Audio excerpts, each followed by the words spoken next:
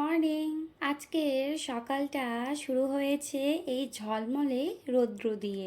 আর প্রতিদিনের মতোই বাচ্চাদের স্কুলে পৌঁছে দিয়ে আমি বাড়ি ফিরে এসে স্নানটা সেরে নিয়েছি। তবে আজকের সকালের পুজোটা আমার মেয়ে স্কুলে যাবার আগে করে দিয়ে গিয়েছিল, তাই আজকে জলখাবারটাও আমার তাড়াতাড়ি খাওয়া হয়েছে। আর অন্যান্য দিন আমি লাঞ্চটা বানিয়ে তারপরে গিয়ে জলখাবারটা খাই, তাও সকাল ওই 10:30 থেকে 11টা বেজেই যায়। আর গতকাল মঙ্গলবার আমার কর্তামশাই বাজার থেকে ইলিশ মাছ নিয়ে এসেছিল, আর আমি সেটাই সম্পূর্ণ আমার শাশুড়ি মায়ের স্টাইলেই বানাচ্ছি। তাই প্রথমে মাছগুলোকে ভেজে উঠিয়ে নিয়ে সেই কড়াইয়ে মাছ ভাজা তেলে অল্প কালো জিরা ফোড়ন দিয়ে কেটে রাখা আলুগুলো হালকা হলুদ, কাশ্মীরের চিলি পাউডার ও সামান্য লবণ দিয়ে ভেজে তাতে কিছুটা পরিমাণ জল দিয়ে ফুটিয়ে নিয়ে দিয়ে দিয়েছিলাম সর্ষে ও কাঁচা লঙ্কা বাটা,